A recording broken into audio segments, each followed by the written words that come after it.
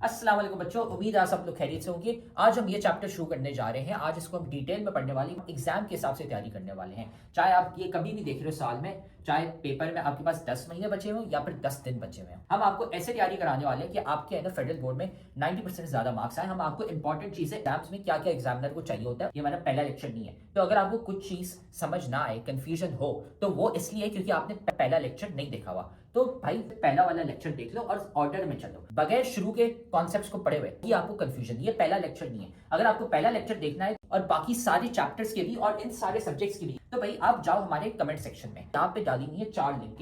इसमें पूरी किताब की हमने प्लेलिस्ट डाली हुई है, इसको दबा दो, आपको है ना सारे लेक्चर्स मिल जाएंगे इस पूरे के पूरे सब्जेक्ट के। डाले में फ्री के नोट्स, यहाँ पे नोट्स कोई एमी नोट्स नहीं है। ये आप लिंक दबाओगे तो खुलते हैं, आपके पास हमारे 300 बच्चे जो थे जिनके 90% ज्यादा मार्क्स आए थे, उनके हमने नोट्स कंपाइल करके आपके लिए डाले हुए ताकि आप भी है ना अपने एग्जाम की तैयारी कर सको। सारे के सारे नोट्स हमने डाले हुए इन 300 बच्चों के। तो भाई ये देखो यहाँ पे पड़ा हुआ है हमारे सब्सक्राइब का बटन, इसको सब्सक्राइब कर लो, ठीक है। बेल्स भी है ना यहाँ पे दबा दो, लाइक करो वीडियो को और साथ में जाके कमेंट करो अपना वीकेस्ट चैप्टर। भाई कौन सा चैप्टर है जो तुम्हें बहुत मुश्किल लगता है, बहुत वीक लगता है, हम क्या करेंगे उसका निकालेंगे one shot lecture. One shot lecture एक लंबा सा पूरे चैप्टर का लेक्चर होगा, उसमें हम आपको एग्जाम ओरिएंटेड तैयारी कराने वाले हैं ताकि आपके है ना पेपर में 90% मार्क्स आ सके। तो जाके कमेंट करो कौन सा चैप्टर आपको बहुत मुश्किल लगता है। फिर ये याद रखना कि भाई हमारे लेक्चर्स, हमारे नोट्स, सारे गेस्ट पेपर्स काम के होते हैं। ये 300 बच्चे हैं जिनके ना 90% ज्यादा मार्क्स आए थे। तो सारा मटेरियल कमेंट सेक्शन में सबसे पहला कमेंट है, वहां पे पड़ा हुआ है। और अगर आप भी उन बच्चों की तरह 90% ज्यादा मार्क्स लाना चाहते हैं तो आप भी ना हमारी बैच ज्वाइन कर सकते हैं,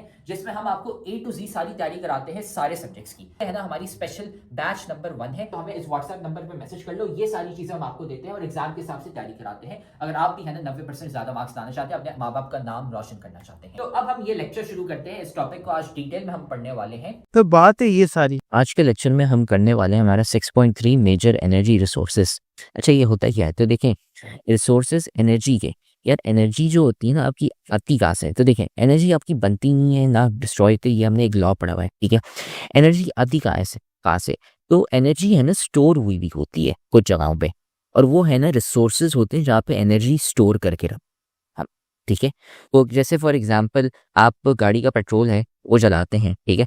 अगर हम सर्च करें यहाँ पे पेट्रोल कैन, इसमें क्या होता है, पेट्रोल होता है ना, और ये पेट्रोल जो होता है ये आप डालते हैं अपने गाड़ी में, ठीक है। पेट्रोल गाड़ी में डालते हैं, पेट्रोल को जलाते हैं, आपकी गाड़ी जलती है। कैसे जलती है आपकी? क्योंकि एनर्जी, ये पेट्रोल जलता है तो एनर्जी प्रोवाइड कर रहा है उसको, केमिकल एनर्जी से इलेक्ट्रिक एनर्जी बन रही है।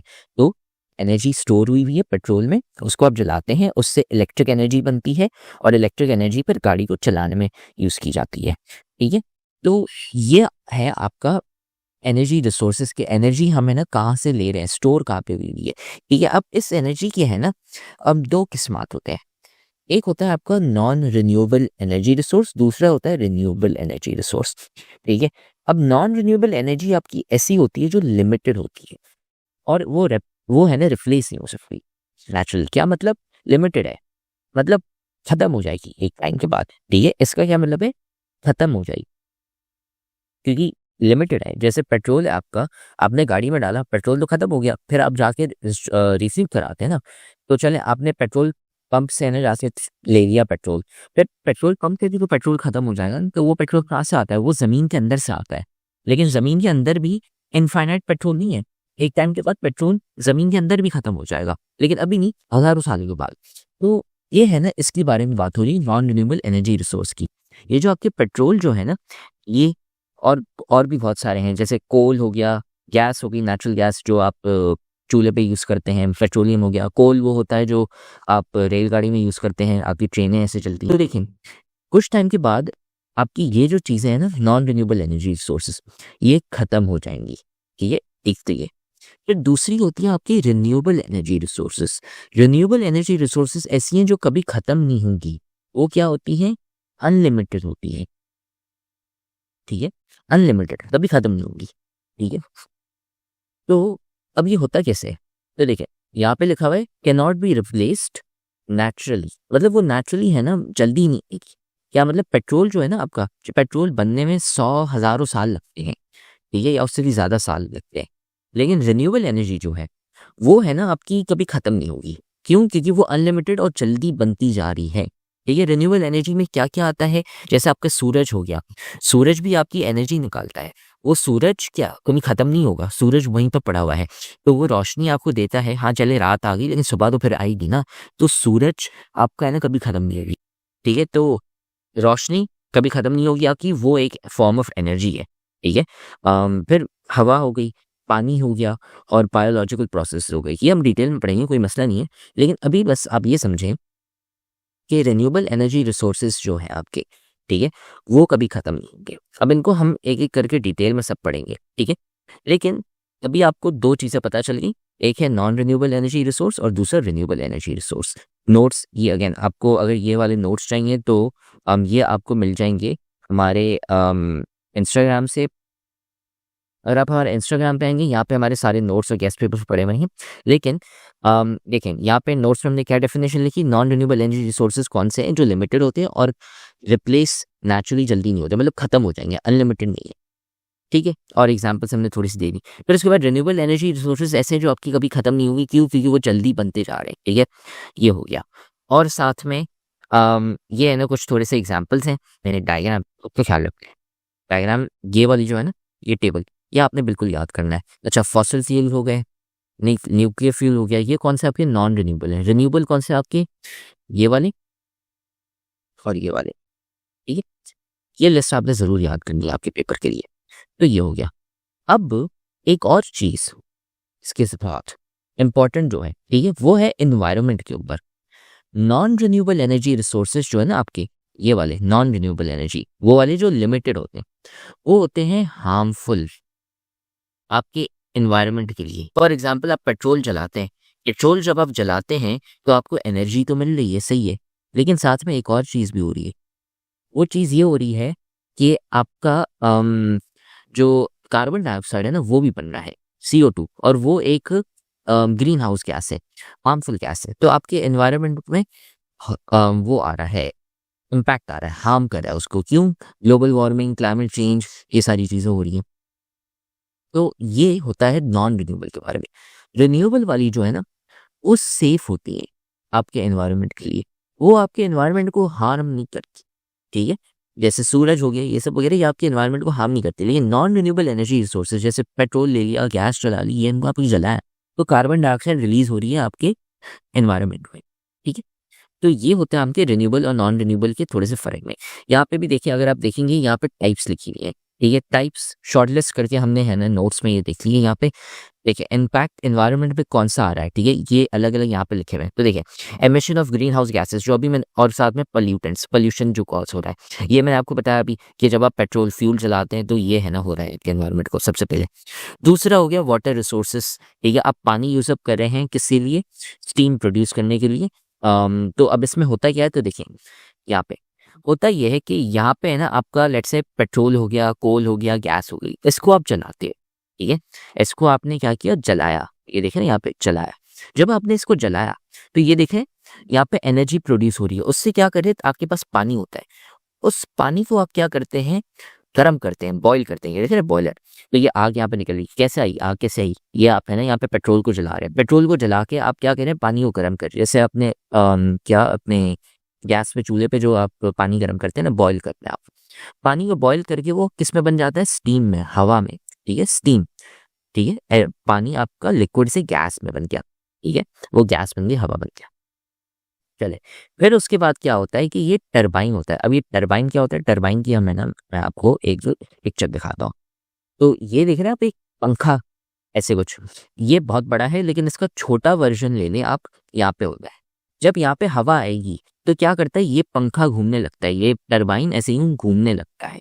जब ये आपका पंखा ऐसे ही घूमता है तो उसकी वजह से जनरेटर आपका है ना, उसमें है ना बिजली आती है, और फिर आपके पास घर पे लाइट। ठीक है, तो ये कैसे, वो यहाँ पे टरबाइन घूमता है हवा की वजह से। जो हवा का कैसे आई, पानी को आपने बॉईल किया, उसको गैस में कन्वर्ट किया। ठीक है, और फिर ये है ना आपका जनरेटर चार्ज अप हो जाता है, उससे जाके बिजली आ गई आपके पास। ठीक है, ऐसे बनती है आपकी बिजली। सो यहाँ पे ये कह रहा है कि एक ये मसला है कि यार आपके जो पानी के रिसोर्सेज है वो यूज अप होते जा रहे हैं। कहाँ पे यूज अप होते जा रहे हैं, पानी देखिए लिमिटेड होता है, पानी भी आपका खत्म हो सकता है। में जो जो साफ पानी है। गंदा पानी तो बहुत पड़ा हुआ है और साथ में आपका समुंदर है, उसमें तो बहुत पानी पड़ा हुआ है जो आपका वो है सॉल्टी है, वो तो हम पीने से रहे। लेकिन पीने वाला पानी और जो साफ पानी होता है ना वो इसमें यूज अप हो जाता है। एक तो ये, तीसरा ये कि पोल्यूशन, पोल्यूशन कौन सा, थर्मल पोल्यूशन आप है ना हीट रिलीज कर रहे हैं, और साथ में एयर पोल्यूशन, लैंड पोल्यूशन, जिसमें ये लैंड पोल्यूशन देखिए सॉलिड वेस्ट, ये एक और चीज़ हो गई। फिर लैंड आप यूज़ भी कर रहे हैं, आप जगहें वेस्ट कर रहे हैं। क्या मतलब कि ये जो अभी मैंने आपको दिखाया, ये पावर प्लांट होता है जहाँ पे ये मैंने डायग्राम आपको दिखाई थी, उसको बनाने के लिए जगह चाहिए, वो जगह आप यूज़ अप करें। और साथ में आप है ना प्लांट्स, एनिमल्स और इकोसिस्टम से उनको हार्म भी आ रहा है। ठीक है, ये एक सॉर्ट ऑफ समरी है जो आपने याद करनी है कि अच्छा जब आप एनर्जी प्रोड्यूस करते हैं नॉन रिन्यूएबल या रिन्यूएबल, तो हार्म क्या आ रहा है आपके एनवायरनमेंट को। ठीक है, तो ये है ना हमने यहाँ पे नोट्स में लिख लिया।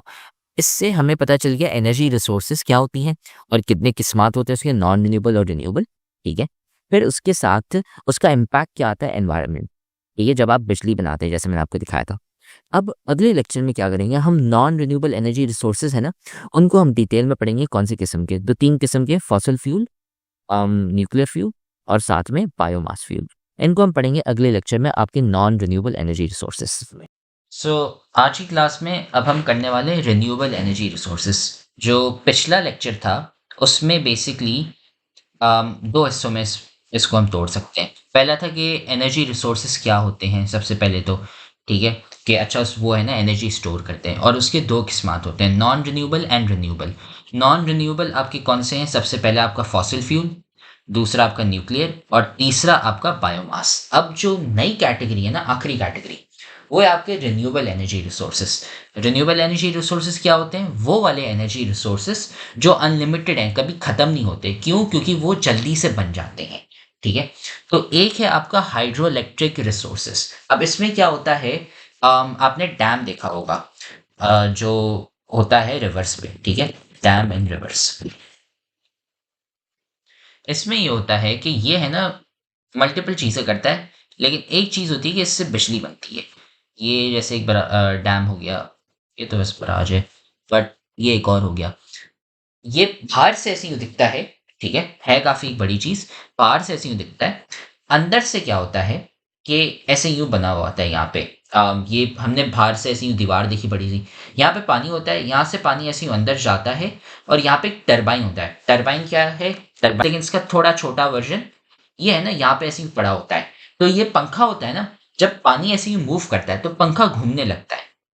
वो टरबाइन कनेक्टेड होता है जनरेटर से, ठीक है, तो पंखा घूमता है पानी की वजह से, तो जनरेटर आपका चार्ज होता है, उसकी वजह से ना बिजली बनती है, और वो बिजली फिर आपके पास आपके घरों में आती है। ठीक है, और पानी यहाँ से निकल के वापसी फिर रिवर में कंटिन्यू फ्लो होता है उसका। ये है आपकी हाइड्रो इलेक्ट्रिक पावर।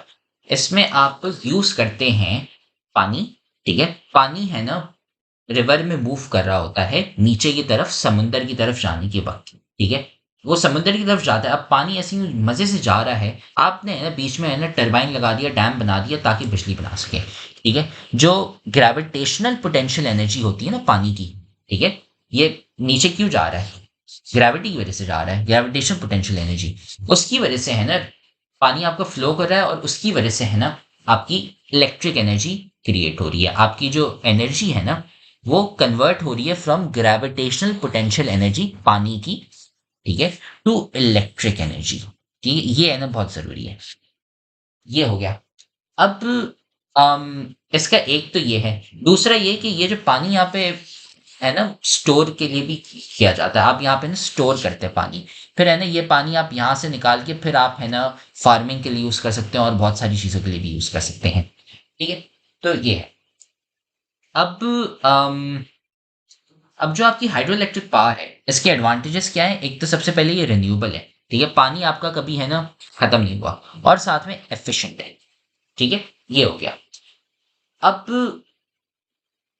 साथ में ये कि इसके ऊपर है ना लाइक एक एनवायरनमेंट के ऊपर इतना हार्म नहीं आता। हार्म आता है, ठीक है, लेकिन इतना नहीं आता। अम अब कैसे, अब आप जैसे रिवर के ऊपर ये पूरा डैम बनाते हो, ठीक है, तो आप बीच में है ना रिवर को डिस्टर्ब कर रहे हो। तो इसको डैम जल्दी नहीं बन जाता, डैम बनाने में काफी 5 से 10 साल लगते हैं। अब 5 से 10 साल आप इसको कंस्ट्रक्शन यहाँ पे करते हो, तो आप सोचें कितनी मछलियां, कितना पानी आप यहाँ पे डिस्टर्ब कर रहे हो, कितना मतलब टाइम काफी लगता है 5 से 10 साल डैम को बनाने में। तो कितना आप नेचर को वहां पे चीजें डिस्टर्ब कर रहे हो, मछलियां हो गई, आपके जो परिंदे हो गए, उनको आप डिस्टर्ब कर रहे हो। तो उसकी वजह से ना एक लाइक वो हार्म आता है। तो इसका जो हार्म है ना एनवायरनमेंट पे, वो थोड़ा सा अलग है कंपेयर टू जैसे आपने फॉसिल फ्यूल, पेट्रोल, ये सारी चीजें बर्न कर दी। वो है ना कंटिन्यूस है, ये है ना शुरू में बहुत आ जाता है और फिर बाद में बहुत कम हार्म आता है एनवायरनमेंट पे, इतना ज्यादा नहीं। ठीक है, ये एक है ना इसका ड्रॉबैक है, डिसएडवांटेज है। दूसरा ये कि अगर आपने पंखे को घुराना है, यहाँ पे ये जो टरबाइन है इसको अगर आपने घुमाना है ऐसे यूं करके, तो वो तब होगा जब पानी आपका बहुत तेजी से फ्लो करेगा। अगर आपका पानी बहुत हल्के से फ्लो करेगा तो फिर है ना इतना कोई वो प्रोड्यूस नहीं होती इलेक्ट्रिसिटी। ठीक है, एक तो ये है आपका हाइड्रो इलेक्ट्रिक पावर यहाँ। ठीक है, सिंपल है। और दूसरा, जहाँ यहाँ पे large area of farmland and, अच्छा नहीं ये है ना, मैं कहूँगा ये जरूरी नहीं है अभी। ठीक है, ये दिस इज नॉट इम्पॉर्टेंट। जो मेन पॉइंट्स है वो डिस्कस हमने कर लिए। ठीक है, कि एक तो gravitational potential energy is being converted into electric energy, ये बिल्कुल याद रखना, ये एमसीक्यूज में आ सकता है। दूसरा ये है कि फिर उसके बाद जो आपका ये जो टरबाइन है ये स्पिन होता है, जिससे जनरेटर चार्ज अप होता है और इलेक्ट्रिसिटी आपकी बनती है। तीसरा एडवांटेजेस क्या है, एडवांटेजेस रिन्यूएबल है, एफिशिएंट है और एनवायरनमेंट के ऊपर इतना इम्पैक्ट नहीं आता। शुरू के वक्त आता है लेकिन इतना नहीं आता बाद में। और आखिरी ये कि ड्रॉबैक क्या है कि एक तो एक्सपेंसिव है, दूसरा ये है कि पानी को तेजी से है ना फ्लो करना चाहिए। अगर ये नहीं हुआ तो फिर है ना आपका टरबाइन घूमेगा नहीं। ठीक है, ये हो गया। अब हम आते हैं अम, अच्छा एक चीज और याद कर लें आप लोग। ठीक है, एक चीज और, ग्रेविटेशनल पोटेंशियल एनर्जी वो कन्वर्ट हो रही है फिर पहले किनेटिक एनर्जी में, फिर वो कन्वर्ट हो रही है इलेक्ट्रिकल एनर्जी में। ठीक है, 3 स्टेप्स ऐसे ही हुए। ठीक है, ये हाइड्रो इलेक्ट्रिक पावर हो गया आपका। फिर उसके बाद आता है हमारा सोलर रेडिएशन। सोलर में ये होता है कि देखें, सोलर पैनल आपने शायद सुना होगा आपके खानदान में या फिर आपके अब्बा या फिर मामा, वो है कि है ना हम घर में है ना सोलर पैनल लगा दें। ठीक है, सोलर पैनल आपके यूँ होते हैं छत के ऊपर ऐसे ही पड़े होते हैं। ये क्या होते हैं, ये है ना आप छत पे लगाते हैं, क्यों? सूरज जो होता है ना, जैसे यहाँ पे ये, वो सूरज की रोशनी है ना पकड़ते हैं, पकड़ लिया एक दफा उन्होंने, फिर जो सूरज की जो रोशनी होती है उसको वो कन्वर्ट करते हैं इनटू इलेक्ट्रिकल एनर्जी। तो अब इसमें क्या हो रहा है कि आपकी जो लाइट या फिर मैं बोलूं हीट, ठीक है, हीट बोलते हैं, हीट एनर्जी, वो आपकी है ना कन्वर्ट हो रही है इनटू इलेक्ट्रिक एनर्जी। ठीक है, इलेक्ट्रिक एनर्जी। अब इसमें कन्वर्जन नहीं आ रहा है। ठीक है, तो ये आपके इस टेक्नोलॉजी की वजह से हो पा रहा है सोलर पैनल्स। ठीक है, तो अगेन एनर्जी फ्रॉम सनलाइट, ठीक है, it is converted into electric energy, electricity. ठीक है, अब ये जो सोलर रेडिएशन है, इसमें ये होता है कि सोलर सेल्स यूज होते हैं। सोलर सेल्स का फुल फॉर्म क्या है? Solar photovoltaic sales. ठीक है, जो आपकी सनलाइट को बिजली में कन्वर्ट करते हैं। ठीक है, अब ये किससे बने हुए थे? आपके सेमीकंडक्टर मटेरियल्स, कौन से? सिलिकॉन। ठीक है, ये होता है। अब होता ये है कि जब बिजली इसके ऊपर आती है, ठीक है, सेमीकंडक्टर आपको याद होगा चैप्टर नंबर 3 या 4, चैप्टर नंबर 4 आपका क्लास 9 केमिस्ट्री का। तो अब ये जो है सेमीकंडक्टर्स, वो लाइट जो बिजली है उसको थोड़ा कंडक्ट करते हैं, लेकिन इतना ज़्यादा, they are better conductors than insulators but not as good as conductors. ठीक है, तो ये क्या करते हैं? करंट प्रोड्यूस करते हैं, इलेक्ट्रिक करंट। कब? जब लाइट लगती है उनके ऊपर। ठीक है, अब आप क्या करते हो? सोलर पैनल बनाते हो ऐसे बहुत सारे फोटोवोल्टिक सेल्स को है ना एक साथ कंबाइन करके, फिर है ना बिजली आपकी प्रोड्यूस होती है और वो आप है ना अपने घर में यूज करते हो या फिर और बहुत सारी जगहों में। ठीक है, एक तो ये आपका है जब आप सोलर फोटोवोल्टिक सेल्स यूज करते हो। ठीक है, दूसरा तरीका क्या होता है कि सोलर थर्मल सिस्टम होता है। उसमें क्या होता है कि जो आपके सोलर पैनल थे ना, सोलर पैनल क्या करते हैं, हीट एब्जॉर्ब करते हैं। अब वो इलेक्ट्रिसिटी नहीं, सॉरी लाइट नहीं, अब है ना हीट की बात आ रही है। ठीक है, हीट एब्जॉर्ब कर ली उन्होंने। ठीक है, अच्छा आप सूरज में खड़े होते हैं, गर्माइश तो लगती है ना, क्यों? अगेन सूरज गर्माइश देता है। वो गर्माइश से आप क्या करते हैं, पानी को बॉईल करते हैं।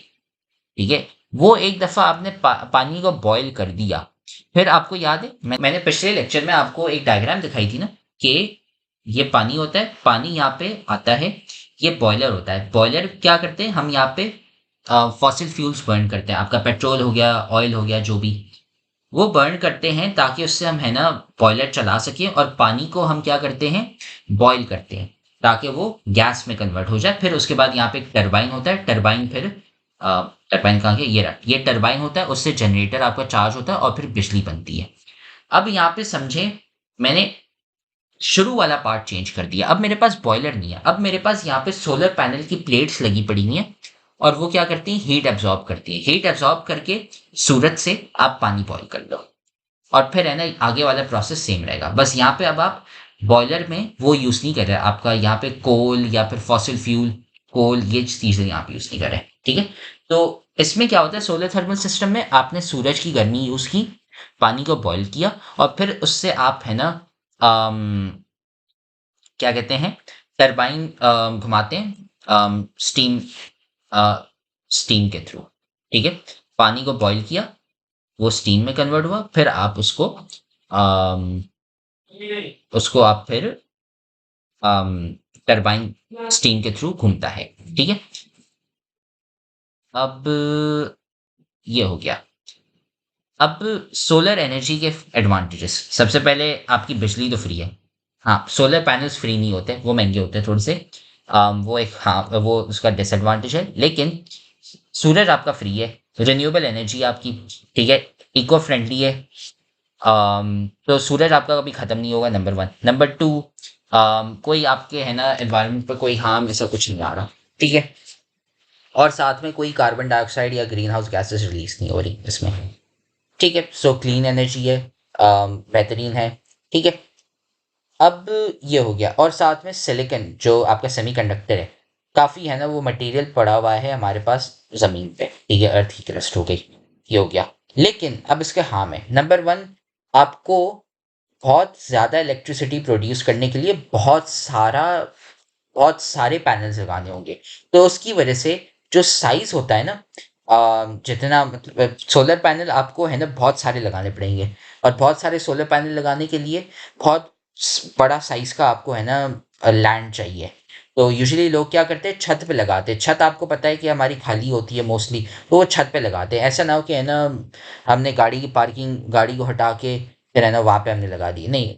खाम की है ना जगह उसमें है ना हम कोशिश करते हैं सेव करें, क्योंकि बहुत ज़्यादा बड़े पैनल्स लगाने होते हैं, बहुत ज़्यादा जगह चाहिए होती है। ठीक है, ये हो गया। दूसरा, आपके सोलर पैनल सिर्फ सुबह को चलते हैं जब बादल नहीं होते। अगर आपके बादल आ गए या फिर रात का वक्त है, तब आपके पास सूरज नहीं होता, तब है ना चंदा मामा होते हैं, और वो आपको है ना रोशनी देने से रहे। तब है ना रात के वक्त आपके सोलर पैनल नहीं चलते, और तब आपकी है ना बिजली नहीं।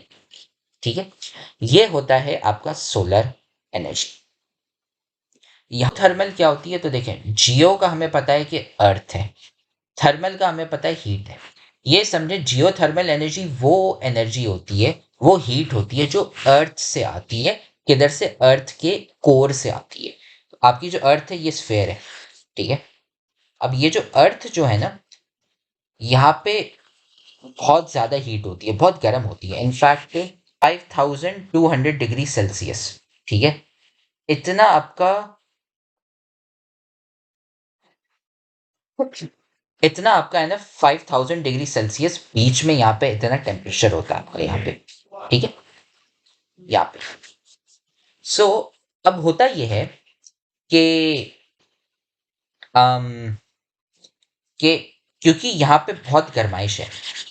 अब हमने पहले क्या डिस्कस किया था कि डायग्राम कहाँ गई, एक सेकेंड, नोट्स में आई थिंक सो नहीं है डायग्राम,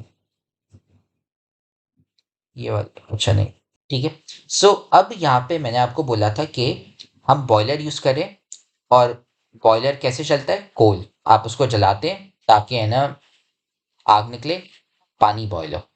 अब हम क्या करते हैं, जियोथर्मल एनर्जी में, अब ये वाला जो पार्ट है ना, पॉलराइज कोल, यहाँ पे कोल की जगह हम गर्माइश जो अर्थ की होती है ना, ये वाली, ये हम यूज करते हैं। हमें पता है यार ये है ना बहुत गर्म है, तो हम यहाँ से हीट निकालते हैं और ये यूज करके हम पानी को बॉईल करते हैं। फिर यहाँ का जो प्रोसेस है वही सेम है, स्टीम है, आपका टरबाइन घूमता है, जनरेटर चार्ज होता है और बिजली आती है। ठीक है, तो ये आपकी जियोथर्मल एनर्जी है। अब पढ़ते हैं कि जो हीट है, अब वो आई कैसे। नंबर वन, अर्थ बहुत बड़ी चीज है, तो ऊपर यहाँ पे समझे बहुत सारी यहाँ पे वो है, मिट्टी है एंड क्रस्ट, अलग अलग लेयर्स हैं। तो इतनी सारी चीजें यहाँ पे दबाव डाल रही हैं, प्रेशर डाल रही हैं यहाँ पे, उसकी वजह से इतना गर्म होता है वो। एक तो ये, ठीक है। दूसरा ये है कि हम चीजें हैं ना, क्या कहते हैं, जो भी हम चीज़ें डालते हैं ज़मीन में, खोदते हैं वगैरह, तो वो प्रेस होती हैं, तो उसकी वजह से कंप्रेस होती है, प्रेशर की वजह से है ना गर्माइश आती है। ठीक है, एक तो ये। दूसरा ये कि हमारे पास डिकेइंग रेडियो एक्टिव एलिमेंट्स भी होते हैं।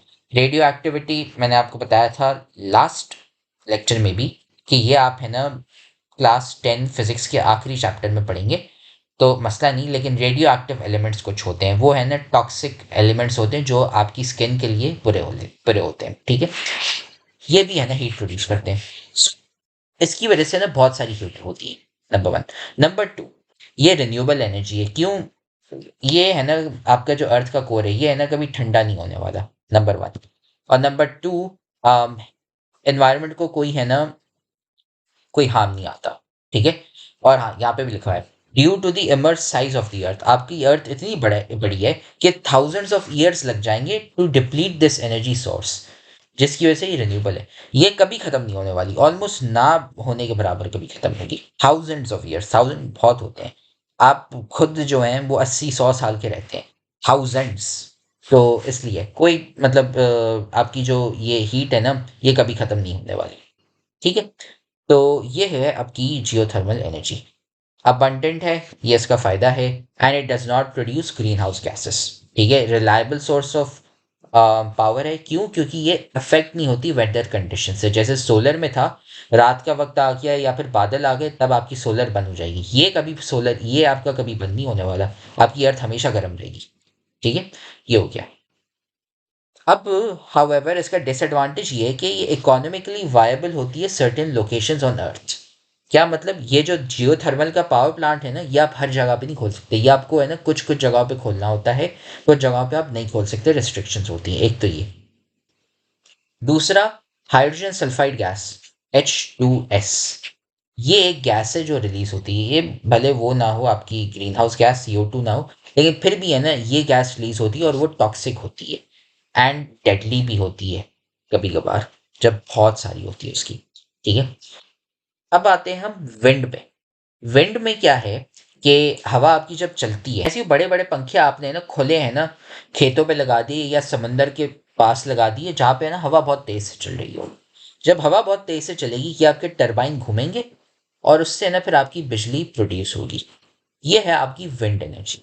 ठीक है, विंड की है ना जो कैनेटिक एनर्जी होती है, वो की जाती है टरबाइन को स्पिन करने के लिए, जिससे आपकी इलेक्ट्रिक एनर्जी बने।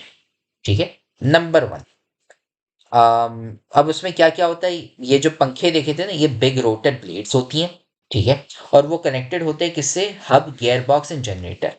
ये क्या होती है आपको जानने की जरूरत नहीं है, बस इतना बता दूं, बिग रोटर ब्लेड्स वो बड़ी बड़ी ब्लेड्स थी जो हमने देखी थी पंखे की, number one. Number two, generator वो होता है जिससे हम इतनी दफा देखते आ रहे हैं, टरबाइन से वो कनेक्टेड होता है और बिजली प्रोड्यूस होती है। जनरेटर से आपकी है ना बिजली वहां पे प्रोड्यूस हो रही है, इलेक्ट्रिक एनर्जी प्रोड्यूस हो रही है, और वो है ना स्टोर होकर आगे जा रही है। हब और गियर बॉक्स क्या होते हैं, ये आपको जानने की जरूरत नहीं है। ठीक है, ये हो गया। अब kinetic energy to rotational energy और फिर इलेक्ट्रिक एनर्जी, ये आपकी हो रही है। ठीक है, kinetic energy, rotational energy and electric energy, ये तीन चीजें जो ऑलरेडी आपको मैंने बता दी। अब हाँ फिर, यहाँ से फिर आप डायरेक्टली इसको है ना आप छोड़ सकते हैं और इधर आप आ जाते हैं इलेक्ट्रिसिटी स्लैश इलेक्ट्रिक एनर्जी। ठीक है, अल्टरनेटिंग करंट क्या होता है ये आप आगे जाके पढ़ेंगे। ये अभी जानने की कोई ज़रूरत नहीं है, इसको आप कट कर लो। ठीक है, बस इतना सिर्फ आप देख लो। अल्टरनेटिंग करंट आप लोग क्लास 10 में पढ़ेंगे, अराउंड मिडवे। ठीक है, ये हो गया। अब अब इसके है ना एडवांटेजेस डिसएडवांटेजेस पे आते हैं। एक तो ये है कि नंबर वन, ये रिन्यूएबल है। ठीक है, दूसरा कोई कोई मतलब ग्रीन हाउस गैस कोई प्रोड्यूस नहीं हो रही। Number two, number three, environmentally friendly है, इतनी ज़्यादा नहीं लेकिन है। अब इसके डिसएडवांटेजेस क्या है? नंबर वन, बहुत महंगी है। आपके वो जो पंखे जो हैं वो बहुत महंगी है, नंबर वन। नंबर टू, आप इसको हर जगह पे नहीं लगा सकते। सिर्फ उन जगहों पे लगा सकते हैं जहाँ पे हवा आपकी बहुत ज़्यादा आ रही हो, तेज़ हो और साथ में हमेशा आ रही हो। ऐसी जगह पे तो नहीं लगाए ना जहाँ पे हवा बहुत ही कम आती हो या फिर हवा आती ही नहीं हो। आपको ऐसे एरियाज चाहिए जहाँ पे कांस्टेंट और साथ में स्ट्रॉन्ग विंड्स हो। Number two. Number three, weather condition से ये अफेक्ट हो जाती है। जैसे आपका सोलर पैनल था, जब सूरज नहीं है तब आपका है ना मतलब हवा, तब मतलब आपकी वो नहीं है, सोलर पैनल, सोलर एनर्जी नहीं यूज हो रही, इसमें भी हवा नहीं है तो आपके है ना अब ये घूमेंगे नहीं। और हवा तेज होनी चाहिए, अगर हवा इतनी तेज नहीं हुई तो आपका पंखा घूमेगा ही नहीं। ठीक है। चौथा ये है कि जो आपके विंड, ये जो विंड फार्म्स होते हैं जिसमें टर्बाइंस होते हैं, बहुत ज़्यादा जगह चाहिए होती है। ठीक है, दूर दूर रखना होता है। पास में आप रखेंगे तो वो पंखे एक दूसरे के साथ टकरा जाएंगे, तो बहुत सारी जगह चाहिए होती है। भाई ये लेक्चर तो तुम बहुत मजे से देख रहे हो, लेकिन तुम्हें पता है कि लेक्चर देखने से खाली 90% मार्क्स नहीं आ जाते। असल में भाई मार्क्स कैसे आते हैं? तो भाई ये लेक्चर देखने के बाद आपने नोट्स खुद के बनाने होते हैं और फिर साथ में आपने प्रैक्टिस भी करने होते हैं सवाल। भाई ये हमारा फेवरेट कोट है, 90% marks don't come from just hard work, they come from consistency, smart strategy and proper revision. भाई स्मार्ट तरीके से पढ़ो। स्मार्ट तरीका ये हमने आपको बताया हुआ है, तो साथ में हम आपको तरीका भी नहीं बता रहे, साथ में हम आपको दे रहे हैं भाई नोट्स। जाओ कमेंट सेक्शन में, नोट्स में से आपको मिल जाएंगे भाई उन बच्चों के नोट्स। 300 बच्चे थे जिनके 90% ज्यादा मार्क्स आए थे, उनके नोट्स वहां पे पड़े हुए। लेकिन साथ में उधर नीचे हमने आपको सवाल भी दिए हैं प्रैक्टिस के लिए। ये यहाँ पे पूरी गूगल शीट पड़ी हुई है भाई, यहाँ से जाके सवाल प्रैक्टिस करो। खाली ऐसा कुछ नहीं होता कि हाँ हम लेक्चर देखेंगे हमारे मार्क्स आ जाएंगे, नहीं भाई, नोट्स पढ़ने होते हैं और साथ में इनकी प्रैक्टिस भी करनी होती है सवालों की। ठीक है, ये देखें ना कितनी जगह ले रही है। और एक और चीज, पांचवा, जब ये पंखे घूमते हैं ना तो आपके जो परिंदे होते हैं ना, परिंदे आके ना इनसे है ना टकर जाते हैं। तो उसकी वजह से इतना इको फ्रेंडली ये नहीं होता। आपके परिंदे जो हैं उनके पंख कट जाते हैं, कभी मर जाते हैं, ये भी है ना चीजें हो जाती हैं। ठीक है, तो ये है ना एक इसका डिसएडवांटेज है। ये हो गया। अब हम आते हैं वेव्स। ठीक है, वेव एनर्जी। इसमें क्या है कि आप एक डिवाइस होती है, वेव एनर्जी कन्वर्टर्स। ठीक है, वेव एनर्जी कन्वर्टर, और ये भी देख लीजिए है सही। ये क्या होते हैं? ये आपके है ना समुद्र में छोड़ दिए जाते हैं, और ये करते ये कि जो आपकी जो वेव्स होती है ना उसकी एनर्जी लेते हैं। ठीक है, सो वेव्स की जो एनर्जी है, ठीक है, वेव्स में जो आपकी वेव्स हैं वो कौन सी एनर्जी है? कैनेटिक। ठीक है, क्योंकि वो मूव कर रही हैं, उसको वो कन्वर्ट कर देते हैं इनटू इलेक्ट्रिकल एनर्जी। ठीक है, तो उसमें डिवाइसेस ये जो है आपकी कन्वर्टर जो है, ये क्या करते हैं? कैनेटिक एनर्जी पकड़ते हैं वेव्स की और फिर उसको है ना कन्वर्ट कर देते हैं इनटू इलेक्ट्रिक एनर्जी। अब अलग अलग किस्मात होती हैं इसकी। कितनी लिखी हुई है यहाँ पे? दो लिखी हुई है, चले। एक है आपका पॉइंट एब्जॉर्बर्स। ठीक है, ये क्या करते हैं कि ये है ना वेव्स के साथ है ना ऊपर और नीचे ऐसे ही मूव करते हैं। ठीक है, अम, जब ये ऊपर नीचे ऐसे ही मूव करते हैं ना तो उसमें है ना एक सिस्टम बना हुआ है, वो आपको जानने की जरूरत नहीं है। वो क्या करते हैं कि जैसे ये ऊपर नीचे मूव करते हैं, एब्जॉर्ब करते हैं, तो एक मैकेनिकल एनर्जी प्रोड्यूस होती है और फिर वो उसको कन्वर्ट कर देते हैं इनटू इलेक्ट्रिसिटी। तो इसमें एक इंटरमीडिएरी स्टेट आ जाता है आपका मैकेनिकल। वेव कैनेटिक थी, वेव कैनेटिक से पहले मैकेनिकल, फिर इलेक्ट्रिक। ठीक है, ये आपका एक टाइप। दूसरा क्या है कि अटेंचुएटर, अटेन्यूएटर्स। ठीक है, जिसमें क्या होता है, ये लॉन्ग फ्लोटिंग स्ट्रक्चर्स हैं जो वेव्स के साथ मूव करते हैं। ठीक है, और फिर जैसे ही वो मूव करते हैं उस हिसाब से फिर है ना इलेक्ट्रिसिटी प्रोड्यूस होती है। अगेन ये आपको डिटेल इतनी जानने की ज़रूरत नहीं है, बस आपको ये पता होना चाहिए कि ये मूव करते हैं। एक मूव करता है आपका अप एंड डाउन, जिससे फिर मैकेनिकल एनर्जी प्रोड्यूस होती है और फिर इलेक्ट्रिसिटी। और दूसरा है कि ये लॉन्ग फ्लोटिंग स्ट्रक्चर्स अटेन्यूएटर्स होते हैं जो आपके मूव करते हैं विद द वेव्स, और फिर इलेक्ट्रिसिटी प्रोड्यूस होती है। बस ये है ना, आपको इतना जानना है, कोई ज़्यादा डिटेल की ज़रूरत नहीं। अब हम हाँ, ये देखें, ये डायग्राम यहाँ पे मैंने आपको दोनों टाइप्स दिखा दिए थे, ठीक है। अब इसके एडवांटेजेस क्या है कि नंबर वन, रिन्यूएबल तो है, ठीक है। और दूसरा ये है कि आप ये प्रिडिक्ट कर सकते हो कि आपकी वेव्स कैसे मूव करती हैं, क्योंकि जो आपकी वेव्स है वो अफेक्टेड होती हैं by wind patterns, ocean currents और इन सब से, ठीक है। एक तो ये, दूसरा ये है कि अगर आपके पास समुंदर पड़ा हुआ है तो आप है ना आराम से मतलब इसको लगा सकते हैं और आपके एनवायरनमेंट पे ऑलमोस्ट मिनिमल थ्रेट आता है, ठीक है। कोई इफेक्ट ऐसे कुछ नहीं आता, ठीक है। एक, लेकिन हाउएवर इसका ये कि एक तो सबसे पहले बहुत महंगी है, नंबर टू इतनी एडवांस नहीं है, काफ़ी न्यू है। तीसरा ये है कि आपकी जो मछलियां हैं और जो समंदर में हैं वो अफेक्ट हो रही हैं उससे। आप ये डिवाइसेस रख रहे हैं तो अगेन आप मछलियों को डिस्टर्ब कर रहे हैं, कुछ मर भी सकती हैं, करंट ऐसे कुछ लग जाए वगैरह। चौथा ये है कि आपको एनर्जी स्टोर करनी पड़ेगी, तो आपको है ना फिर एक्स्ट्रा स्पेस भी चाहिए जिसमें आप है ना एनर्जी जो प्रोड्यूस तो करें सही है, लेकिन स्टोर कहाँ करें। तो उसके लिए आपको एक्स्ट्रा वहाँ पे चीज़ें रखनी पड़ेंगी, क्योंकि अगर हम सोलर पैनल लें वो तो आपके पास वायरिंग होती है और वायर लगा के वो है ना चली जाती है आपके इनके पास, ये जो पोल्स होते हैं सोलर पैनल में या फॉसिल फ्यूल्स कुछ भी। लेकिन इसमें तो ये मसला है, डायरेक्ट समंदर के बीच में आप बैठे हुए हैं, वहाँ से आप कैसे समंदर से ऐसे यूँ ट्रांसफ़र करेंगे वायर्स। आप समंदर में रखेंगे तो वो डेंजरस होता है क्योंकि करंट मूव कर रहा होता है, ठीक है। अब आते हैं हम आखिरी टाइप, टाइड्स, ठीक है। टाइड्स और वेव्स ऑलमोस्ट समझें सेम चीज़ है, ठीक है। लेकिन टाइड्स जो है ना ये आपकी कॉज की जाती हैं अर्थ और मून, और अर्थ जो है, मून ऐसे ही रोटेट करता है, इस रोटेशन की वजह से अब होता यह है कि अर्थ अर्थ की खुद की ग्रेविटी है और मून की भी खुद की ग्रेविटी है। बिकॉज इन दोनों की खुद की ग्रेविटीज है ना, तो अम, मैं ड्रॉ कर लेता हूँ। ग्रेविटी हमने कैसे पढ़ी थी कि ये पुल करती है आपको, ये हमने पढ़ा था चैप्टर नंबर 3 और 4 में। इसका खुद का ऐसे यूं पुल है बीच की तरफ, और जो आपका मून है उसका भी खुद का ऐसे यूं पुल है। इसकी वजह से, क्योंकि मून भी पुल कर रहा है और अर्थ भी पुल कर रहा है, उसकी वजह से ये जो आपका समुंदर है ना यहाँ पे, इसमें है ना टाइड्स, वेव्स ऐसे यूं सॉर्ट ऑफ प्रोड्यूस होती हैं, ठीक है। उसकी वजह से है ना आपके पास है ना टाइड्स आती हैं समंदर में, ग्रेविटी की वजह से, ठीक है।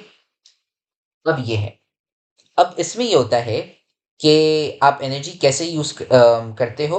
तो देखें, इसमें आप काइनेटिक एनर्जी जो पानी की होती है उसको आप है ना कन्वर्ट कर लेते हो इनटू इलेक्ट्रिकल एनर्जी। कैसे? आप अंडर वाटर टर्बाइंस बनाते हैं और वो आप है ना ऐसी जगह पे रखते हो जहाँ पे बहुत ही स्ट्रॉन्ग winds हो, ठीक है। वो कैलकुलेशन कैसे होती है वो आपको जानने की जरूरत नहीं है, लेकिन साइंटिस्ट कैलकुलेट करते हैं कि अच्छा मून है ना ऐसे ही रोटेट कर रहा है, कहाँ पे है ना सबसे ज्यादा ग्रेविटी की फोर्स लगे जिससे है ना बड़ी टाइड्स प्रोड्यूस हो, ठीक है। एक तो ये, दूसरा ये है कि सेकंड मेथड,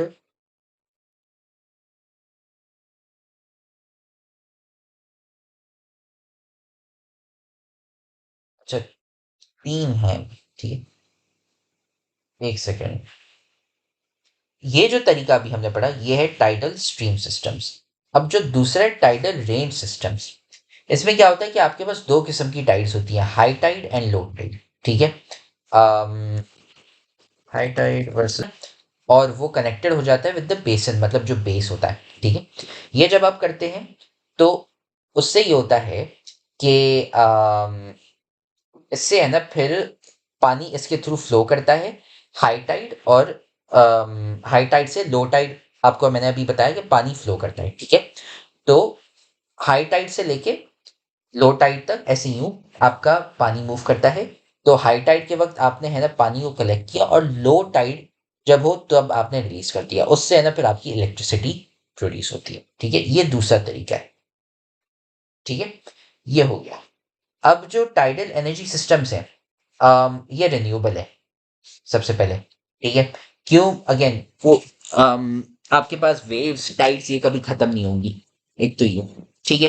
दूसरा ये है कि आप प्रिडिक्ट कर सकते हो कि अच्छा, कैलकुलेशंस कर सकते हो कि अच्छा कब मेरे पास टाइड्स बहुत हाई होंगी, कब है ना कम होंगी, और ये सारी। और तीसरा ये है कि अब इसके डिसएडवांटेज अगर हम देखें तो यार, एक तो ये महंगी होती है, नंबर वन। नंबर टू, इतनी ज़्यादा एनर्जी ये प्रोड्यूस नहीं कर पाती, ठीक है।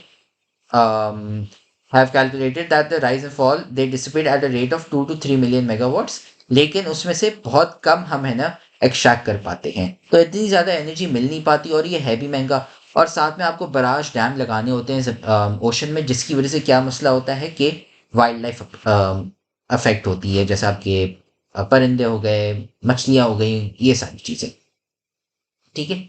ये हमारा टाइड एनर्जी, और इससे हमारे सारे रिन्यूएबल एनर्जी रिसोर्सेज खत्म हो गए। ये जो आपकी ये है ना, यहाँ पे ये वही सेम प्रोसेस हो रहा है, लेकिन अब यहाँ पे आप जो हीट देख रहे हैं वो कहाँ से आ रही है? जमीन के नीचे से। हमेशा गर्म रहेगी यहाँ पे जमीन, कभी आपकी वो ठंडी नहीं होगी। और जमीन में ये नहीं कह रहा कि आपने ना थोड़ा सा गड्ढा खोद दिया, और नहीं, ये जमीन हो रही है बहुत, मतलब बहुत नीचे, अर्थ के कोर तक, बहुत नीचे तक खोद के है ना, तो लाइक निकाला जाता है। ये देखें, इंजेक्शन वेल, प्रोडक्शन वेल, बहुत नीचे। तो उसकी वजह से है ना, यहाँ पे क्या कहते हैं, गर्माइश आती है, और उसकी वजह से आपका ये पूरे साल होता है, कोई डिपेंडेंट नहीं होता उसके ऊपर। टरबाइन और ये सारी चीज़ें ना वो यहाँ पे बहुत करीब होती हैं, इधर मतलब ज़मीन के है ना बहुत पास में होती हैं। सारी मछलियाँ जो होती हैं ना वो यहाँ पे ऐसी दूर रह रही होती हैं। तो आप यहाँ पे नहीं रखेंगे, वरना ये तो बिजली आप यहाँ तक कैसे लेके जाएंगे? ये बहुत ट्रैवल हो जाता है, नंबर वन, ठीक है। नंबर टू, जो आपका जो डिवाइस है ना, वो क्या होता है, वो आपका बना होता है मेटल से, प्लास्टिक से, इन चीज़ों से। तो मछलियां उनको खाने क्यों आएंगी? शार्क उसको क्यों खाने आएगा? शार्क के पास भी है ना नाक होती है, और थोड़ी सी सेंसेस होती हैं, जिससे वो बता सकता है कि अच्छा, कि अगर मुझे खाना खाना है तो मुझे वो खुशबू आए। तो वो खुशबू तब आएगी जब इंसान होगा वहां पे, या फिर कोई और मछलियां होंगी। अगर आप एक मेटल का पूरा इतना बड़ा पुर्जा रख लेंगे, पूरा आप वेव एनर्जी कन्वर्टर रखेंगे, उससे कौन सी खुशबू आने वाली है खाने की? तो शार्क उधर खाने। एक हफ्ते पहले पढ़ाया था ना, चैप्टर नंबर 5 कहाँ गया? चैप्टर नंबर 5 का 5.3, जो मैंने high to low atmospheric pressure वाला पढ़ाया था ना लास्ट वीक, कि वेव्स जैसे आपकी हाई से लो से मूव करती हैं। ये वही सेम चीज़ यहाँ पे हो रही है। आप जिधर भी हाई क्वांटिटी, या हमेशा चीज़ हाई क्वांटिटी से लो क्वांटिटी जाती है, जहाँ पे ज़्यादा पानी होता है और जहाँ पे कम पानी होता है। तो पानी आपका जहाँ पे ज़्यादा होता है उधर से लेके जहाँ पे कम पानी होता है उधर जाता है, हाई टू लो। ऐसा नहीं होता कि लो टू हाई हमेशा। मेजॉरिटी ऑफ द एनर्जी आपकी है ना, आई थिंक सो उससे प्रोड्यूस होती है, नंबर वन। नंबर टू पे आता है आपका I think so hydro electric power, जितना मुझे याद आ रहा है। और फिर तीसरा आई थिंक सो आपका है सोलर। सो नंबर वन पे, एक मिनट में दिखाता हूँ। नंबर वन पे तो फॉर श्योर ये है आपका फॉसिल फ्यूल। फिर नंबर टू पे मुझे लगता है आपका हाइड्रो इलेक्ट्रिक पावर है, ये वाला। और तीसरा है आपका सोलर। मैं कंफर्म कर लेता हूँ, मुझे एग्जैक्टली सबसे मेन है। फिर उसके बाद फॉसिल फ्यूल मतलब कोल, नेचुरल गैस और पेट्रोलियम। और फिर रिन्यूएबल एनर्जी आपकी जैसे सोलर हो गई मोस्टली। ये आपकी मेन है।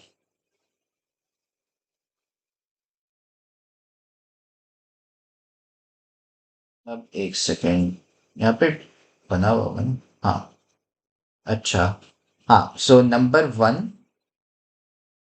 हाँ, आपकी जो 55% ऑफ द एनर्जी है वो आती है किससे? फॉसिल फ्यूल से। 24% आती है आपकी इससे हाइड्रो इलेक्ट्रिक पावर से। न्यूक्लियर एनर्जी आपकी 7%, और रिन्यूएबल आपकी 12%। रिन्यूएबल में सारे वो किस्मत आ जाते हैं। और 2024 में क्या था? 45%, 31%, 18% और 4%। ठीक है, आपका टरबाइन घूमता है। ठीक है, जब ये घूमता है तो आपका जनरेटर जो है ना यहाँ पे चार्ज अप हो रहा है और फिर बिजली प्रोड्यूस होती है। सो आपके घर में जो पंखा है ना, घर वाला पंखा और इस विंड टरबाइन को कंफ्यूज ना करें। ठीक है, ये वाला टरबाइन वही सेम है विंड टरबाइन वाला, इतना कोई फर्क नहीं है, बस डिपेंड कर रहा है कि क्या घुमा रहा है। यहाँ पे स्टीम घुमा रही है, वहां पे हवा घुमा रही है। आपका जो घर वाला जो पंखा है ना, वो कनेक्टेड है नॉट थ्रू अ जनरेटर, वो कनेक्टेड है डायरेक्ट बिजली से और मोटर से, और मोटर इस पंखे को घुमाता है। आप उसको कंफ्यूज ना करें इस टरबाइन से।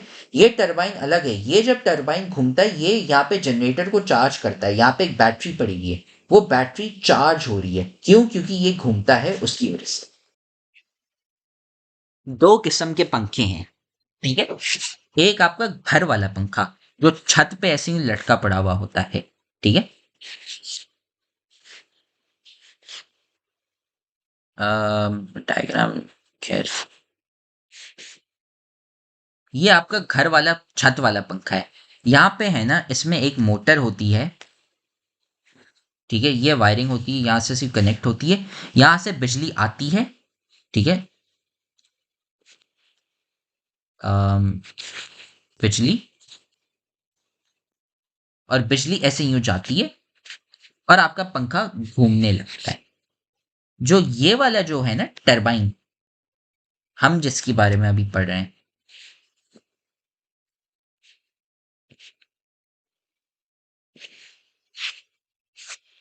अ, ये जो टरबाइन है, सबसे पहले ये तो बहुत बड़ा होता है, नंबर वन। नंबर टू, ये यहाँ पे ये जो वायरें हैं, ये एक जनरेटर होता है यहाँ पे, और इसको चार्ज करता है। ठीक है, यहाँ पे एक समझे बैटरी पड़ी हुई है, उस बैटरी में इलेक्ट्रिसिटी प्रोड्यूस होती है। तो डायरेक्शन ऐसे यूं है, बिजली आप बना रहे हो, और फिर वो जब बिजली बन जाती है ना, तो फिर वो आपके घर की तरफ जाती है। मुझे ये बताएं कि अगर आप बिजली को यूज कर रहे हैं पंखे को घुमाने के लिए, जैसे आप बिजली बनाएं, तो मुझे बताएं आप बिजली कैसे बना रहे हैं? बन तो नहीं रही बिजली। आप बिजली को क्यों यूज करेंगे इसको घुमाने के लिए? जब मुझे पता है कि मुझे बिजली बनानी है, तो मैं बिजली क्यों यूज करूं बिजली बनाने के लिए? वो तो वेस्ट होगी ना मेरी एनर्जी। ये आपका घूमता है तब जब आपके पास होती है हवा। जब ये हवा घूमती है तो ये आपकी बैटरी यहाँ पे चार्ज होती है। जो आपका घर वाला जो है ना, घर वाला जो पंखा है, वो इलेक्ट्रिकल एनर्जी से किस में कन्वर्ट करता है? मैकेनिकल एनर्जी में। ठीक है, ये फर्क है। बिजली आती है, मोटर को चार्ज करती है, मोटर आपका घूमता है, मैकेनिकल एनर्जी बनती है आपकी। यहाँ पे उल्टा हो रहा है। आपकी जो हवा की जो किनेटिक एनर्जी है, हवा की किनेटिक एनर्जी, हवा मूव करेगी ना, वो कन्वर्ट होती है किसमें? मैकेनिकल एनर्जी में, ताकि आपके ब्लेड घूम सके। और फिर यहाँ पे अब बैटरी लगी पड़ी हुई है, जिससे और जनरेटर लगा हुआ है जिससे वो चार्ज हो सके। फिर जाके उसकी मदद से इलेक्ट्रिकल एनर्जी बनती है। उल्टा है यहाँ पे। और फिर ये इलेक्ट्रिकल एनर्जी आप जाके आपके घर में जाती है। फिर आपके घर में जो पंखा चलता है ना, वो उसकी वजह से चलता है। ऐसा नहीं कि आप वही अपने विंड टरबाइन को घुमाओ, फिर फायदा नहीं। आप कौन सी हवा दे रहे हो उधर? वेलकम टू फेडरल का मार्जिन। आज के लेक्चर में हम शुरू करने जा रहे हैं हमारा नॉन रिन्यूएबल एनर्जी रिसोर्सेज। उसमें क्या है आपका फॉसिल फ्यूल, न्यूक्लियर फ्यूल और बायोमास फ्यूल। ये 3 टाइप्स हम नॉन न्यूक्लियर एनर्जी के पढ़ने वाले हैं। तो देखिए, फॉसिल फ्यूल सबसे पहला है। फॉसिल फ्यूल क्या है आपका? सबसे पहले उसके 3 किस्मात हैं जो कि सिलेबस में। एक है आपका कोल, दूसरा आपका ऑयल जिसे कहते हैं क्रूड ऑयल भी साथ में, ठीक है, वो उसमें शॉर्ट फॉर्म है ऑयल, और तीसरा आपका गैस, नेचुरल गैस। ठीक है, अब होता क्या है, ये होते हैं आपके फॉसिल फ्यूल्स। फॉसिल फ्यूल्स को क्या किया जाता है? यूज़ किया जाता है जलाने के लिए। आप उसको बर्न करते हैं। ठीक है, कंबशन करते हैं, जैसे आपने केमिस्ट्री में पढ़ा है। कंबशन कैसे होती है, देखें आपने केमिस्ट्री में क्या पढ़ा हुआ है कि आपके पास होता है जैसे मीथेन, ठीक है, मीथेन कैसे होती है आपकी, एक कार्बन एटम होता है, उसके साइड पे यहाँ पे एक हाइड्रोजन, यहाँ पे एक हाइड्रोजन, ये हाइड्रोजन और यहाँ पे एक और हाइड्रोजन, ठीक है। ये है ना कंबाइन होता है किसके साथ, ऑक्सीजन के साथ। ऑक्सीजन आपकी कैसे होते हैं, ऐसे ही दो ऑक्सीजन एटम्स, दो ऑक्सीजन के मॉलिक्यूल और साथ में मीथेन का एक पूरा मॉलिक्यूल, ठीक है। ये जो मॉलिक्यूल्स हैं जब आप इनको चलाते हैं, ठीक है, जब आपने पेट्रोल और साथ में ऑक्सीजन को साथ में आपने हीट दी, उसको जलाया, कंबशन की, तो क्या होता है, सबसे पहले तो कार्बन डाइऑक्साइड प्रोड्यूस होती है, ठीक है, सबसे पहली चीज कार्बन डाइऑक्साइड हार्मफुल गैस, साथ में स्टीम रिलीज होती है, पानी, क्योंकि ये लिक्विड नहीं होता, गैस के फॉर्म में पानी होता है, ठीक है। क्यों, क्योंकि आप गर्म एनवायरनमेंट में जलाएंगे तो अगेन स्टीम प्रोड्यूस होगी, लिक्विड नहीं। फिर साथ में एनर्जी रिलीज होती है, ये जो एनर्जी है ना, ये हमारे सबसे काम की है। ये आप यूज करते हैं क्या, बिजली बनाने में और बहुत सारी चीजें में। जैसे हमने पिछले लेक्चर में क्या डिस्कस किया था कि जैसे ये आपकी डायग्राम है, ठीक है, यहाँ पे क्या होता है, यहाँ पे आप डालते हैं कोल, फॉसिल फ्यूल, कोई सा भी, उसको आप बॉयलर में है ना क्या करते हैं, आप उसको ना फ्यूल देते हैं, तो उससे है ना आग निकलती है, आप जलाते हैं, पानी को बॉईल करते हैं, पानी आपका कन्वर्ट होता है स्टीम में और फिर यहाँ से बिजली प्रोड्यूस होती है। ये हमने डिटेल में पिछले लेक्चर में डिस्कस किया था। हो रहा है कि ये एनर्जी आपको चाहिए, ये ज़रूरी है, ठीक है। अब आपके है ना तीन किस्मात कौन से हैं, सबसे पहले कोल, ठीक है। अब कोल जो है ये आपका सबसे है ना मोस्ट अबंडेंट है, मतलब सबसे ज़्यादा फॉसिल फ्यूल आपके पास जो पड़े हुए हैं दुनिया में, ज़मीन में, वो आपका है कोल। दूसरा ये, लेकिन ये है ना, ये एटमॉस्फेरिक पोल्यूशन बहुत कॉज करता है, ठीक है। दूसरा हो गया क्रूड ऑयल। क्रूड ऑयल है ना एक मिक्सचर ऑफ ऑयल है। क्या मतलब, क्रूड ऑयल का मैं आपको डायग्राम दिखाता हूँ। क्रूड ऑयल एक किस्म का ऑयल नहीं होता, crude oil is a mixture of oils. कौन से, ये मैं आपको दिखाता हूँ यहाँ पे, ये देख रहे हैं यहाँ पे, ये देखिए, क्रूड ऑयल मिक्स होता है, किस चीज का मिक्सचर है, petroleum gas, gasoline, naphtha, paraffin, diesel, fuel oil, lubricating oil और बिटुमेन। ये अलग अलग किस्म के है ना यहाँ पे ऑयल्स हैं। ये मिक्स होके क्या बनते हैं, आपके बनते हैं क्रूड ऑयल, ठीक है। ये आपको जानने की जरूरत नहीं, ये मैं आपको कॉन्सेप्ट बता रहा हूँ क्योंकि यहाँ पे देखिए लिखा हुआ है रिफाइनमेंट होती है, रिफाइनिंग करके क्या आपके पास एनर्जी प्रोडक्ट्स बनते हैं, कौन से, gasoline, jet fuel and heating oil. ये क्या है, ये वही बता रहा हूँ। क्रूड ऑयल है ना मिक्सचर होता है, मिक्स किया जाता है, वो आपको जमीन से जब क्रूड ऑयल मिलता है वो एक मिक्स्ड होता है, आपको उसको अलग अलग करना होता है। अलग करने के लिए आप क्या करते हैं, रिफाइनमेंट करते हैं। जो मैंने अभी आपको डायग्राम दिखाई दी वो रिफाइनमेंट होती है, ताकि उससे आपके पास अलग अलग किस्मात के ऑयल निकल जाए, गैसोलीन अलग, जेट फ्यूल अलग, हीटिंग ऑयल अलग, फिर आपको उस जिस काम से यूज करना हो, लुब्रिकेटिंग ऑयल को किस हिसाब से, वो हो जाता है, ठीक है। लेकिन लेकिन क्रूड ऑयल की ये एमसीक्यू के लिए बहुत जरूरी है। क्रूड ऑयल जो है ना आपका ज्यादा एनर्जी निकालता है, higher energy output for the same quantity, किससे, कोल से। तो क्रूड ऑयल जो है वो ज्यादा एनर्जी देता है, ये आपने याद रखना है एमसीक्यू के लिए। फिर तीसरा आपका नेचुरल गैस। ये नेचुरल गैस आपकी कब प्रोड्यूस होती है, ऑयल एक्सट्रैक्शन में, जो अभी मैंने दिखाया था ना, क्रूड ऑयल एक्सट्रैक्शन, ठीक है। और नेचुरल गैस में भी है ना ये एक मिक्सचर है, अलग अलग किस्म की है ना गैसेस इसमें मिक्स हुई थी, लेकिन सबसे मेन वाली जो है ना वो आपकी मीथेन, ठीक है।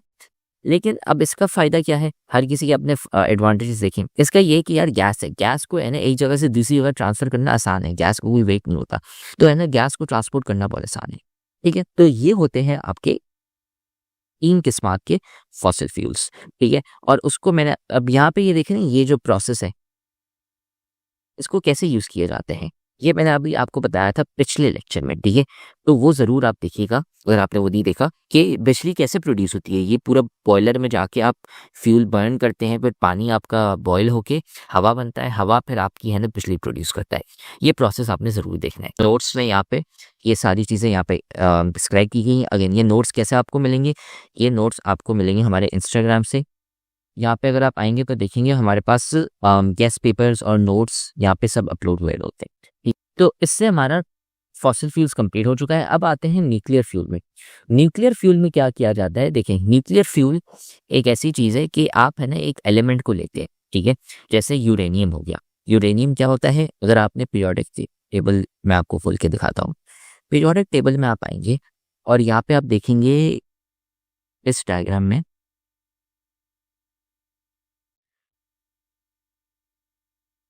देखिए, ये देखिए ना, यूरेनियम पीरियोडिक टेबल में एक एलिमेंट है यूरेनियम। इसका क्या यहाँ पे देखेंगे प्रोटॉन नंबर क्या है 92, ठीक है, और जो उसकी एआर वैल्यू है वो कौन सी है 230 है। आप क्या करते हैं, यूरेनियम लेते हैं और थोड़े से और भी एलिमेंट्स होते हैं, लेकिन अभी फिलहाल हम सिर्फ फोकस करेंगे यूरेनियम, ठीक है। यूरेनियम को आप लेते हैं, ठीक है, वो एक हो गया एटम। आप एक प्रोसेस करते हैं, उसे कहते हैं हम फिशन, ठीक है, यहाँ पे लिखा हुआ है फिशन। उसमें आप क्या करते हैं, इस एटम को तोड़ देते हैं, ठीक है, अलग अलग छोटे छोटे किस्मात में, ठीक है। जो आपका एटम है, ठीक है, आपने यूरेनियम लिया, ठीक है, यूरेनियम का एटम जो है उसमें से आप इलेक्ट्रॉन्स हटा दें, सिर्फ न्यूक्लियस ले लें, ठीक है। तो ये आपका क्या है, न्यूक्लियस। न्यूक्लियस में क्या होता है, सिर्फ और सिर्फ प्रोटॉन और इलेक्ट्रॉन, ठीक है। तो ये मेरा न्यूक्लियस हो गया। न्यूक्लियस को क्या करते हैं, आप तोड़ देते हैं, ठीक है। न्यूक्लियस आपका प्रोटॉन और न्यूट्रॉन से बना होता है, तो आप इसको है ना तोड़ देते हैं छोटे छोटे में, छोटे और थोड़े से ना यहाँ पे एलिमेंट्स बन जाते हैं। कौन से, वो आपको पढ़ने की जरूरत नहीं, अभी ये आप पढ़ेंगे क्लास 10 के आखिरी चैप्टर में। लेकिन आपने उस न्यूक्लियस को तोड़ दिया, न्यूक्लियस को आपने तोड़ दिया, ठीक है।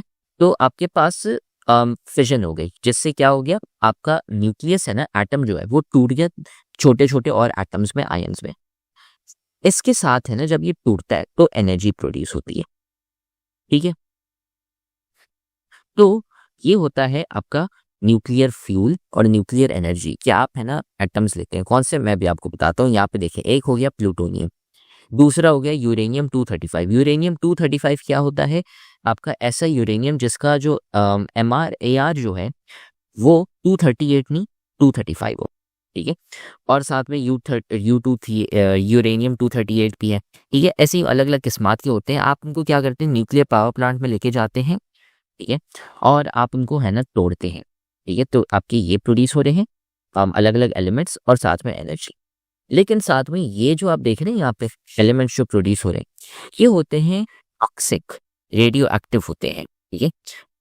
अगर आप यहाँ पे आएंगे, देखिए न्यूक्लियर एनर्जी का यहाँ पे लिखा हुआ है रेडियो एक्टिव वेस्ट प्रोड्यूस होता है। वो जो एलिमेंट्स मैंने आपको बताया ना, वो हाईली टॉक्सिक होते हैं और वो है ना हेल्थ इश्यूज कॉज करते हैं, जैसे Burns, cancer, blood diseases and bone decay, ठीक है। तो ये अलग अलग है ना बीमारियां हो जाती हैं आपको इन रेडियो एक्टिव वेस्ट से, अगर आप है ना इनके पास में होते हैं। आपने शायद ये एक देखा हो, टॉक्सिक, टॉक्सिक मटेरियल ऐसे कुछ का साइन होता है। ये इसका मतलब क्या होता है, ये डेंजरस है, ये आपने अपने स्किन के साथ कांटेक्ट में करना ही नहीं है। ये देखें ना भाई साहब, ये यहाँ पे इन्होंने प्रोटेक्शन पहनी हुई है, ये इसलिए क्योंकि यार ये है ना, अगर आपके स्किन के साथ कांटेक्ट में आ गया, आपकी स्किन जल जाएगी, आपको कैंसर हो जाएगा, पता नहीं क्या क्या हो जाएगी। तो ये है ना एक खतरनाक चीज़ होती है इनके बारे में, कि जब आपका न्यूक्लियर फ्यूल यूज़ होता है तो टॉक्सिक मटीरियल यूज़ होते हैं जो आपके लिए हार्मफुल होते हैं, ठीक है। और ये आप एनवायरनमेंट में रिलीज करते हैं, तो ये भी एक मसला है, ठीक है। तो लेकिन बिजली तो आपसे बन गई, ठीक है। अब आप क्या कर रहे हैं कि आप है ना एनर्जी प्रोड्यूस कर रहे हैं इसके थ्रू, आपने है ना ये कर लिया, ठीक है। जो मैंने आपको डायग्राम पहले दिखाई थी ना, यहाँ पे ये वाली, यहाँ पे पहले कोल यूज हो रहा था, अब यहाँ पे न्यूक्लियर एनर्जी यूज हो रही है और पानी बॉईल कर रहे हो आप न्यूक्लियर एनर्जी से, ठीक है। तो अब पानी आपका बॉईल कैसे हो रहा है, न्यूक्लियर एनर्जी से, और फिर है ना पानी बॉईल होके आपका है ना यहाँ पे स्टीम और फिर बिजली बनती है। ये होती है आपकी न्यूक्लियर एनर्जी, लेकिन ये नॉन रिन्यूएबल है। अगेन लिमिटेड आपके पास एटम्स होते हैं, एक तो यूरेनियम के, नंबर 1, नंबर 2 आप है ना साथ में एनवायरनमेंट को हार्म भी कर जाए। ये होता है आपका न्यूक्लियर फ्यूल। अब आते हैं हमारे आखिरी टाइप पे, बायोमास। बायोमास में ये है कि आपके पास बायो की चीज़ें या बायोमास, इसमें कौन सी चीज़ें आती हैं, ऐसी वाली चीज़ें जो आपकी एनवायरनमेंट में एग्जिस्ट करती हैं नेचुरली। जैसे फॉर एग्जांपल आपने प्लांट्स ले लिए, ठीक है, या फिर आपने ले लिए लकड़ियाँ ले ली, ठीक है, वुड चिप्स, सॉडस्ट, ठीक है। ये ऐसी चीज़ें हैं जो आपकी फॉरेस्ट से चीज़ें बनती हैं। फॉरेस्ट के मोस्टली जो रिलेटेड मटेरियल्स होते हैं, या फिर डंग हो गया, लाइफ स्टॉक वेस्ट हो गया। लाइफ स्टॉक वेस्ट जैसे डंग, मतलब जैसे जो पूक होती है आपके काउस की और इन सब की, ठीक है।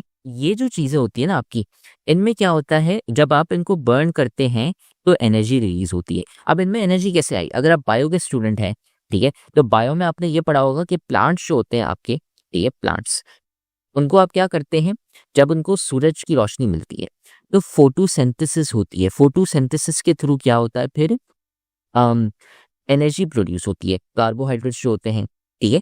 तो इसलिए जो प्लांट्स होते हैं आपके, जैसे लकड़ियाँ हो गई, वुड्स हो गई, ये सारी चीज़ें, इनमें एनर्जी होती है। ठीक है। ये एनर्जी यूज़ की जाती है अब जब आप उसको जलाते हैं, तो फिर आपके एनर्जी रिलीज़ होती है। ठीक है, ये है ना सिंपल सा एक है इसके बारे में। ठीक है, और भी बहुत सारे हैं।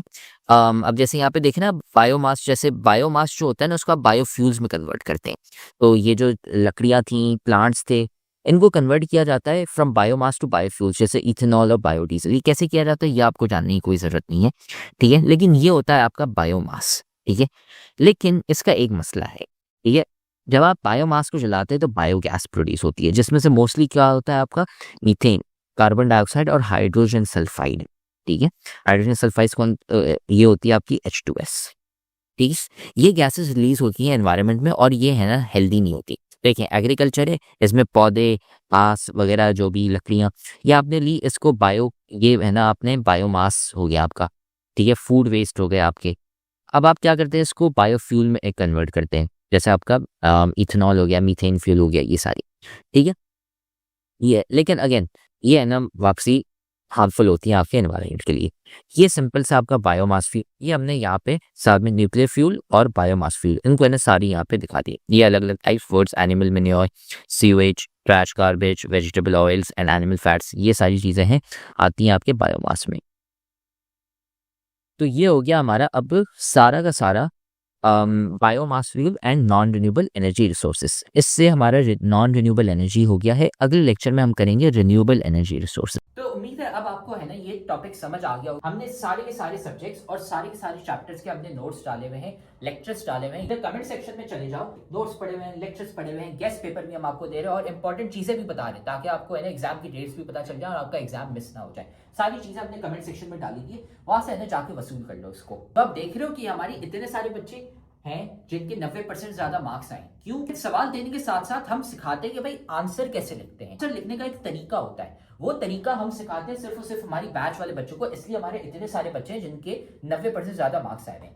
तो अगर आप भी हमारी बैच ज्वाइन करना चाहते हैं ताकि आपके भी 90% से ज्यादा मार्क्स आए, तो हमारी बैच के लिए इस व्हाट्सएप नंबर पे हमें मैसेज कर लो, आपको ये सारी चीजें मिल जाएंगी। हम आपको सिखाएंगे कि भाई आंसर कैसे लिखते हैं। टॉपर बच्चे जो 90% ज्यादा मार्क्स लाते हैं वो आंसर कैसे लिखते हैं ताकि एग्जामिनर मार्क्स काट ही ना सके, ताकि वो एग्जामिनर बोले भाई ये लो फुल मार्क्स। हमें इस व्हाट्सएप नंबर पे मैसेज कर लो और हम आपको ऐड कर लेंगे हमारी बैच में, और फिर आप भी है ना 90% से ज्यादा मार्क्स ला सकते हैं।